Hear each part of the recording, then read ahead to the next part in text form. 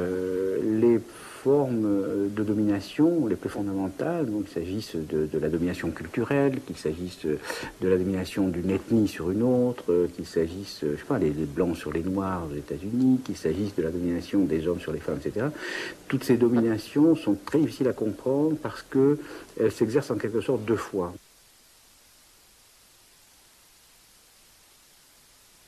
Elle s'exerce à travers des contraintes objectives. Bon, par exemple, pour l'Afrique du Sud, jusqu'à une époque récente et sans doute encore pour une grande part aujourd'hui, il y a des ségrégations, c'est-à-dire des interdits objectifs dans l'espace, des lieux séparés, des lieux sacrés dans lesquels certaines personnes n'ont pas le droit d'entrer, dont certaines personnes sont exclues, etc. Bon. Donc il y a des formes objectives. De même, encore aujourd'hui, il y a des professions où, sans que cela soit interdit, de fait, les femmes ne sont pas représentées, ne sont pas présentes, ou si elles sont présentes, c'est toujours dans des positions inférieures, dominées, etc. Bon. Alors, ça, c'est du côté objectif. Bon. Et puis, et c'est là ce qui est souvent oublié dans les analyses, je fais l'hypothèse que ces oppositions objectives, ces structures objectives, ces divisions objectives deviennent ce que j'appelle des principes de division. Des principes de vision du monde. C'est-à-dire, par exemple, la plupart des sociétés archaïques, moi j'ai beaucoup travaillé sur la société kabyle, sont organisées de manière, j'allais dire, maniaque, obsessionnelle, selon l'opposition masculin et du féminin. Par exemple, la maison, c'est vrai d'ailleurs encore dans nos sociétés, la maison est un sous-espace féminin à l'intérieur du monde masculin. Il y a l'opposition maison, place publique, ou aujourd'hui maison, café. Alors, la place publique étant masculine, étant le lieu du discours, de la parole masculine, de la politique, etc. La maison étant le lieu de l'intimité, de la psychologie, de l'intériorité, de la biologie, de la reproduction, de la nature. Bon, c'est culture, nature, etc. Bon. Mais cette opposition-là, elle existe donc dans l'objectivité, mais elle existe aussi dans les structures mentales sous la forme de couples d'opposition, d'adjectifs. Il faudrait prendre des milliers d'exemples. Et l'accord entre ces oppositions objectives et les principes de division subjective fait que tout paraît aller de soi et des choses qui devraient surprendre ne surprennent pas. Par exemple, un exemple très simple, tout à fait présent dans nos sociétés, la logique de la vocation. On dit ah oui, cette fille, elle n'aime pas les mathématiques, ou bien ah non, c'est une fille, elle va pas aller à Polytechnique. Donc, la logique de la vocation, qui est un des grands principes de l'élimination différentielle des garçons, des filles et des enfants de différentes origines, est un phénomène très mystérieux.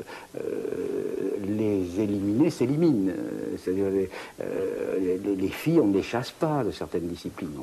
On ne leur dit pas qu'il faut faire de la psychologie plutôt que de la sociologie. Or, statistiquement, il y a beaucoup plus de filles en psychologie, l'âme, l'intime, la maison, hein, qu'en sociologie, la politique, l'agora, etc. Bon, alors, c'est quoi? C'est que inconsciemment, comme on dit, bon, les filles s'orientent vers ce pourquoi elles se sentent faites, elles pensent avoir la vocation, et elles pensent le faire librement. Elles pensent le faire librement, et inconsciemment, les mécanismes d'orientation, qui ne sont pas nécessairement des mécanismes opérés par des hommes, c'est des notes, c'est des sortes de choses, les poussent d'un côté ou de l'autre. Bon, et on a une espèce d'immense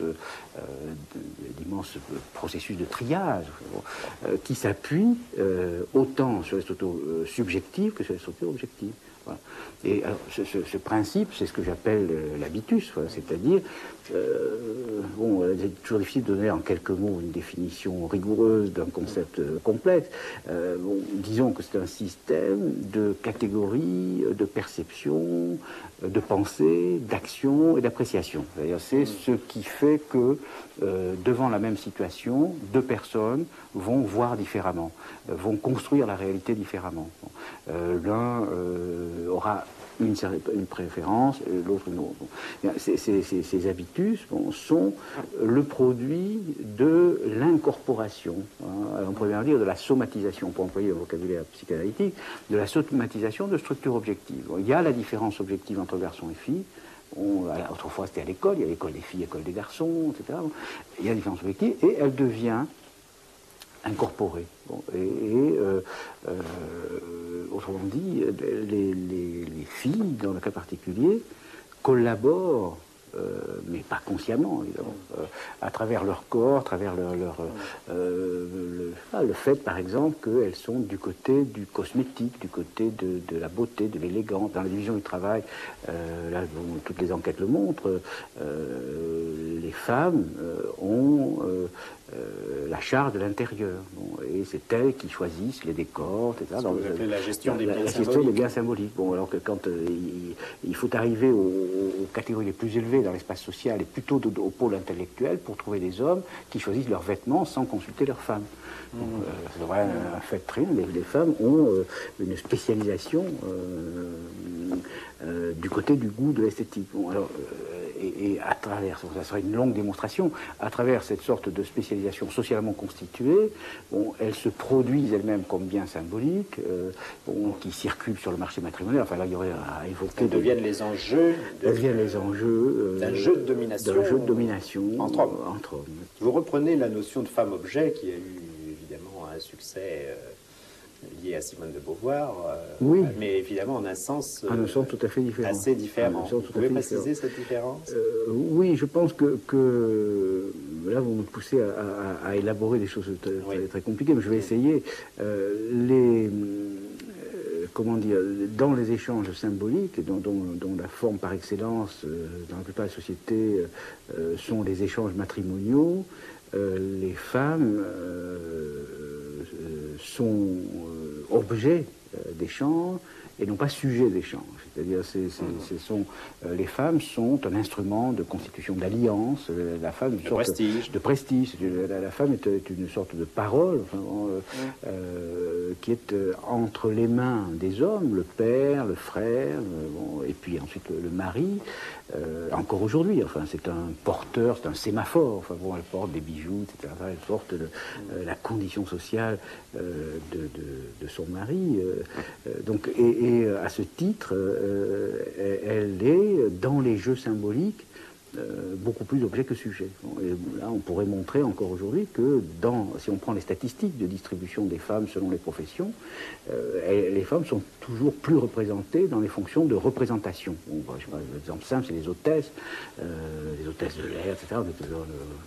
Les fonctions dans lesquelles il s'agit essentiellement de faire, mais de faire quelque chose qui vaut par la manière de le faire, par le vêtement que l'on a, que l'on met pour le faire, etc. Elles sont préposées aux signes de distinction. Voilà, exactement. Alors elles ont partie liée, effectivement, avec ces mécanismes de domination symbolique que j'ai décrits par ailleurs. Oui. Et c'est ce qui illustre assez bien ce concept de violence symbolique qui est très important dans votre... Voilà, alors oui, la domination masculine est la forme par excellence de la domination symbolique. C'est une domination qui s'exerce... alors les mots sont très difficiles sur ce point-là, parce que on peut facilement imputer la faute au dominé. Blâmer le coupable, comme on dit. Blâmer la victime, pardon. Blâmer la victime. Donc il faut faire très attention aux mots. La domination symbolique est une domination qui s'exerce avec la complicité de celui qui l'a subi. Mais le mot de complicité, il ne faut pas le prendre au sens sartrien, de mauvaise foi, je me mens à moi-même, je suis pas de sens moral. C'est, d'une certaine manière, mon corps qui collabore, en quelque sorte, avec les structures dont il est l'incorporation, dont il est le produit. Nous ne savons pas, par exemple, quand nous marchons, rien ne paraît plus naturel que la marche. Or, c'était l'exemple célèbre de Marcel Mauss, qui a inventé la notion de technique du corps. Il a montré qu'après la guerre de 14, quand on a voulu faire défiler des soldats français avec une musique anglaise, des soldats anglais avec une musique française, ça ne marchait pas du tout, parce qu'on s'est aperçu qu'il y avait des manières nationales de marcher, autrement dit que cette chose apparemment très naturelle était complètement socialisée. Bon. Et c'est vrai de l'essentiel, enfin, de nos structures, des structures mentales, des structures de perception, elles sont inscrites complètement dans les plis du corps de la manière structurée. Et c'est ça qui expliquerait aussi que les dominants sont également dominé par la structure de domination. Oui, alors là, on le voit bien dans le cas de la domination masculine. La phrase célèbre de Marx, qu'on cite comme ça sans trop y penser, les dominants sont dominés par leur domination, là, elle prend tout son sens. C'est-à-dire que les dominants ont aussi dans leur cerveau la dichotomie fondamentale.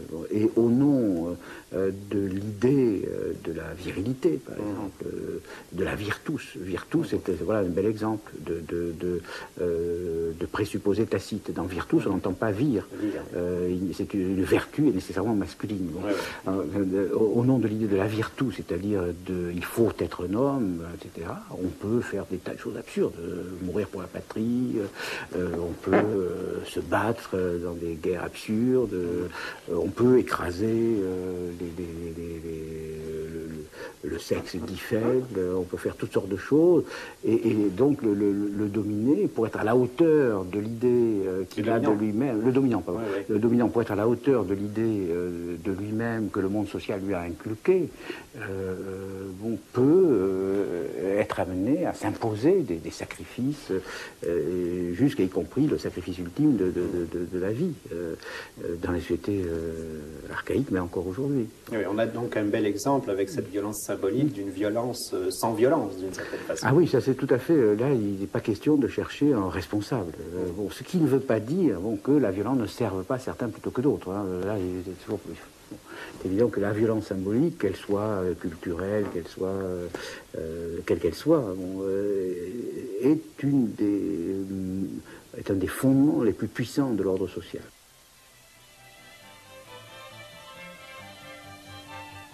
Je pense que les sociétés modernes reposent, j'allais dire, au moins autant sur la violence symbolique que sur la violence physique ou économique.